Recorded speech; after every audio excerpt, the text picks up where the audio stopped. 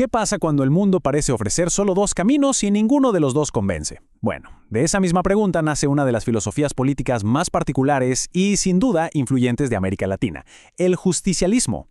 Hoy vamos a desmenuzar justamente eso, cómo, en medio de un planeta totalmente partido en dos, el peronismo intentó construir una tercera vía. Miren, esta cita de Perón del año 50 es básicamente la llave para entender todo. Hay que imaginarse el escenario.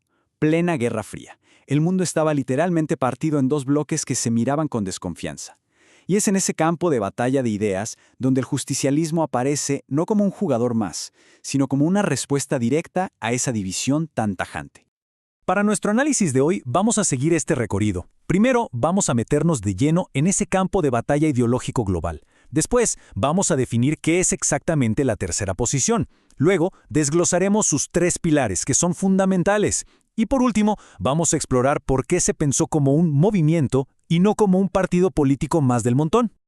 Arranquemos entonces por ese campo de batalla.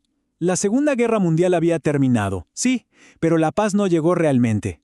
Lo que llegó fue una guerra fría que congeló el planeta y creó el contexto perfecto, el caldo de cultivo, para que naciera la doctrina justicialista. A ver, para el justicialismo, las dos opciones que había sobre la mesa eran, digamos, tóxicas. Por un lado, el capitalismo más salvaje, donde la libertad sin ningún tipo de límite permitía que el fuerte se comiera al débil, mientras el Estado, el Estado solo miraba. Por el otro, el colectivismo comunista que para solucionar eso terminaba aplastando al individuo y convertía al Estado en el único y todopoderoso explotador. Eran, en definitiva, dos caras de la misma moneda de la deshumanización. Entonces, la pregunta caía por su propio peso. Atrapados entre dos colosos que, a su manera, negaban una parte esencial del ser humano, ¿de verdad no había otra opción? ¿Era posible construir algo distinto? Y aquí, justo aquí, es donde nace el corazón del justicialismo, la tercera posición. Ojo, y esto es clave, no se trata de un punto medio ni de una mezcla de los otros dos. Es una propuesta que busca superar esa dicotomía, una filosofía que se define por lo que rechaza para poder crear algo completamente nuevo. El punto central entonces es el equilibrio. La tercera posición defiende los derechos del individuo, claro que sí, pero entiende que esa persona solo puede realizarse de verdad dentro de una comunidad que sea fuerte y justa. El gran objetivo es un sistema donde la persona pueda crecer y al crecer haga más grande a todo el conjunto. Esta idea es el cimiento de todo lo demás. Para el justicialismo, el punto de partida y el punto de llegada es siempre el ser humano. Antes que la economía, antes que el Estado, antes que cualquier ideología, está la dignidad de la persona. Ese es el verdadero centro de gravedad de su universo político. Ahora bien, toda esta filosofía suena interesante, pero ¿cómo se lleva a la práctica? Bueno, la doctrina se apoya en tres principios fundamentales. Tres pilares que buscan traducir esa idea de equilibrio en acciones bien concretas en lo social, lo económico y lo político. Y aquí los tenemos: justicia social, independencia económica y soberanía política. Pero no hay que pensar en ellos como una simple lista, sino más bien como un trípode. Si falla una pata, toda la estructura se cae. Están totalmente conectados. Vamos a verlos uno por uno.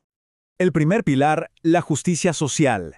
Y esto no es caridad, para nada, es un principio que ordena todo. Significa construir un sistema donde el trabajo se respete, se dignifique y el capital no sea el amo, sino una herramienta al servicio de la gente. El objetivo es bastante claro, que cada persona reciba lo que le corresponde por su aporte al bien común. Vamos con el segundo pilar, la independencia económica. La lógica aquí es muy directa. Un país cuya economía la manejan desde afuera simplemente no es un país libre. Por eso, para el justicialismo es vital tener el control de los recursos estratégicos y asegurarse de que la riqueza que se genera en el país beneficie a la gente del país. Y así llegamos al pilar final, la soberanía política, que en realidad es la consecuencia lógica de los otros dos.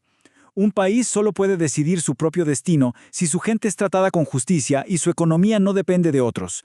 La libertad de la nación, para esta doctrina, es ni más ni menos que la suma de las libertades de su pueblo. Bueno, ahora que tenemos más o menos clara la filosofía, pasemos a cómo se pensó su implementación, porque el peronismo no se vio a sí mismo como un partido político tradicional, sino como algo distinto, un movimiento. Lo interesante de esto es el contraste. Un partido tradicional se veía como una máquina para ganar elecciones, que se prende y se apaga. El movimiento, en cambio, se pensó como una alianza permanente y, policlasista, o sea que incluía trabajadores, empresarios, diferentes sectores, unidos no para una elección, sino por una doctrina. Su estructura vertical, muy inspirada en la formación militar de Perón, no se veía como un problema, sino como una forma de ser eficientes para cumplir los objetivos de esa doctrina. Esta famosa frase es, en esencia, un mapa de lealtades. Te pone un orden de prioridades que no se negocia. Primero está la nación.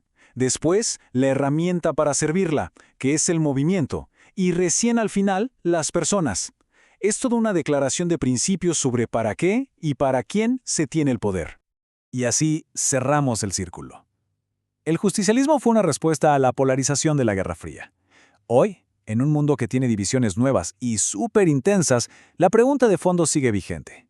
¿Hay lugar para las terceras vías? ¿Siguen siendo relevantes las filosofías que se niegan a elegir entre dos extremos? La reflexión queda abierta.